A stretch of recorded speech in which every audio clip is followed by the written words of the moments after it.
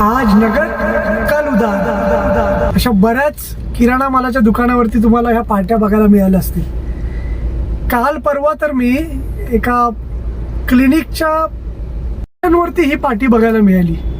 थोडंसं आश्चर्य वाटलं मला. मग रिसेप्शनिस्टला विचारलं, म्हटलं लोक इथे पण उधार मागतात का?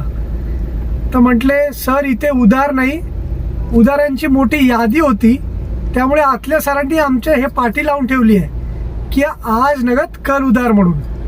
मग काय करायचं सर? तर म्हटलं नाही बरोबर आहे तुमचं. आता मला याच विषयावरती थोडंसं पुढे जाऊन बोलायचं आहे की तुम्हाला स्वतःला भिकारी असल्याची फिलिंग जर आणायची असेल ना, तर एक उधार द्या. मग तुम्हाला कळेल की तो समोरचा माणूस तुम्हाला अशा पद्धतीने इग्नोर करेल की आपल्याला 2 मिनिटासाठी वाटेल की छुट्टा नाही आगे जा. किंवा मग अशी पण फिलिंग यायला लागते की आपण मदत करून आपणच पायावरती धोंडा मारून घेतलाय की काय. उधारी एक ऐसी कला है कि आप सामने वाले को दे दो और सामने वाला गायब हो जाएगा. काही मंडळी ज्याच्याकडनं पैसे घेतलेत त्याला त्याचा फोन उचलत नाहीत, त्याला उलटी उत्तरं देतात. अहो शेठ 10-20 हजार रुपये तुमचे घेऊन काय पळून चाललोय का?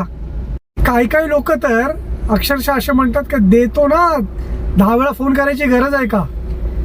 जेव्हा साहेबा तुला 10 वेळा फोन करून उधारी मिळाली आणि तोच तुला नम्रतेने तुला पैसे मागतो, तर तू त्याच्यावरती चढून बसतोस.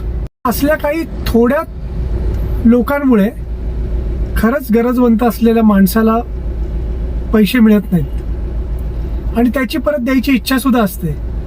पण आलेल्या असल्या मागच्या अनुभवामुळे ताक सुद्धा फुकून प्यावं लागतं. तसंच या समाजातल्या काही अशा लोकांमुळे गरजवंतांना पैसे मिळत नाहीत. तर असेच कोणी तुमचे मित्र आहेत का? असेच कोणी तुमचे पैसे घेतले आहेत का? खाली कमेंटमध्ये लिहून पाठवा. भेटूया पुढच्या ब्लॉगमध्ये. तोपर्यंत जय महाराष्ट्र.